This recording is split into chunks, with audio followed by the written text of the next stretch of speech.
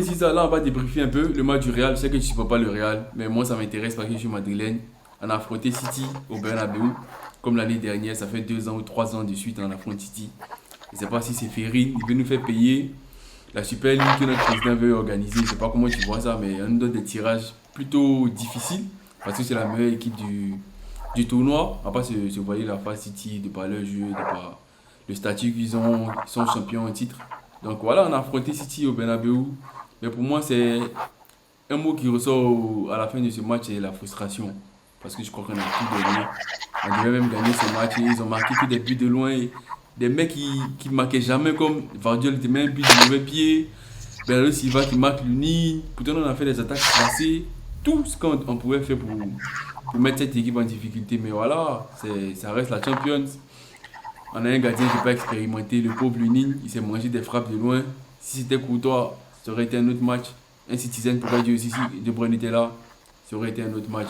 Du coup, on attend le match retour à Manchester. Mais toi, d'une vue, d'un point de vue extérieur, qu'est-ce que tu as pensé du match?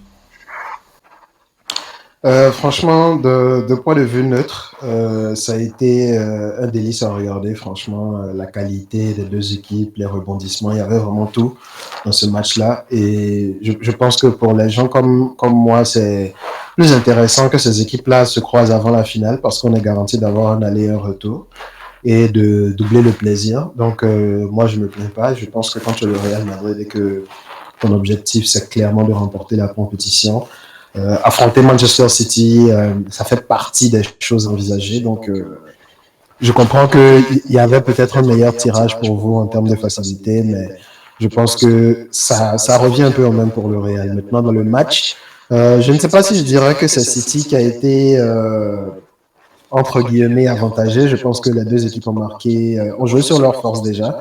L'égalisation du Real, pour moi, vient dans le style madrilène sur une action, il n'y a absolument rien. Je pense que les occasions de City, comme d'habitude, ont été beaucoup mieux travaillées parce que c'est ce qu'ils savent faire. À part le but de Gvardiol, qui effectivement n'est pas un joueur qui nous a habitués à marquer des golassos, même si ce week-end il en a mis encore un autre. Ouais, ouais. Euh, donc, si tu me demandes qui ressort avantagé et qui doit avoir des regrets, je dirais le Real, mais peut-être pas parce qu'ils ont dominé le match, mais plus parce que pour moi, les Tillades, depuis quelques années maintenant, c'est devenu une vraie forteresse. Manchester City, c'est une équipe qui perd rarement en général, encore moins à l'Etihad. C'est vraiment un endroit où ils ont été intraitables sur ces dernières années. Donc, je pense que dans mon pronostic, je voyais plutôt un 3-1 pour le Real au Bernabeu parce que je me disais que City, le Real déjà avait eu les 10 jours de préparation, il y avait l'absence de Kyle Walker, Ouais, ouais. à la dernière minute, on a appris l'absence de Kevin De Bruyne. Sans te Il y couper, avait vraiment... sans te couper, Vas-y, vas-y. par rapport aux 9 jours libres, sans jouer, c'est à double tranchant, hein. C'est soit tu reviens plus fort avec plein d'énergie, ou soit tu perds un rythme.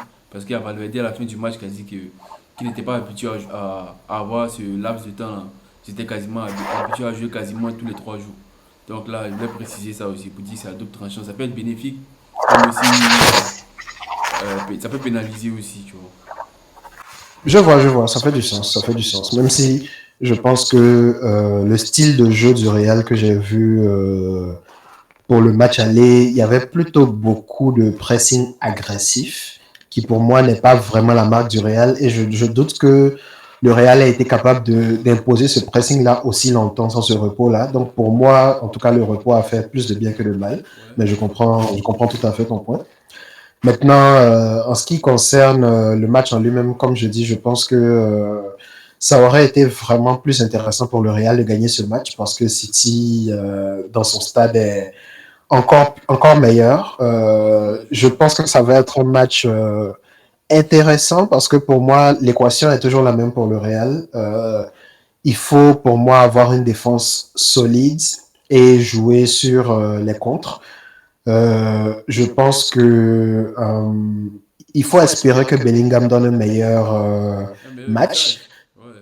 même si je pense que la formation d'Ancelotti avec Rodrigo et Vinicius du même côté a un peu créé la situation où Bellingham était vraiment délaissé dans l'axe et il ne faisait que courir Il faisait le sale derrière les boulot. ballons.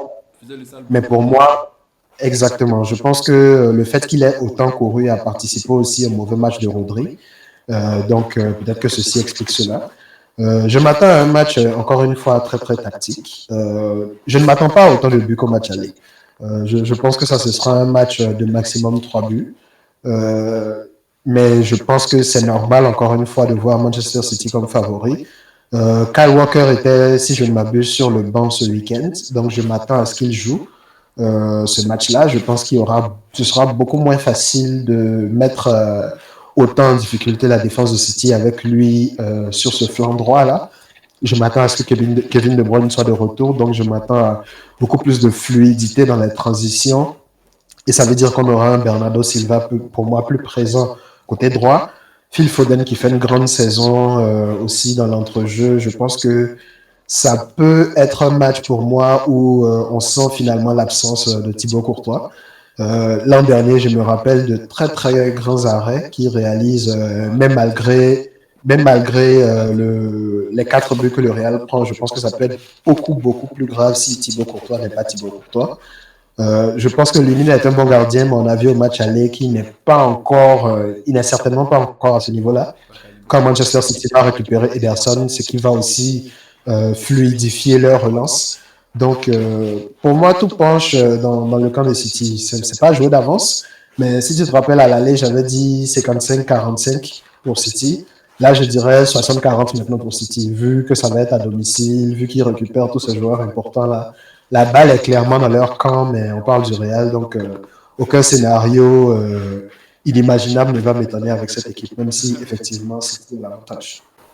C'est vrai, moi aussi, c'est ce que je pense, mais je te dis, si tu te rappelles bien, l'année passée, le match à l'Etihad, on fait un 4-3 quand même. Malgré un City dominateur à l'Etihad, on arrive à leur marquer 4 buts. Et ce Real là me rappelle plus le Real de l'année passée, là, où on a marqué qu'on encaissait des buts, on pouvait en mettre derrière. Donc voilà, je pense qu'on a nos chances. Et comme tu as dit, c'est le City qui a l'avantage, mais comme ça reste le Real, on verra. On se donne rendez-vous mardi, mercredi pour voir si nos analyses ont été bonnes et pour débriefer la suite. Merci Ziza d'être passé encore sur ce plateau, c'est avec un plaisir. Merci beaucoup et à la semaine prochaine pour débriefer les matchs.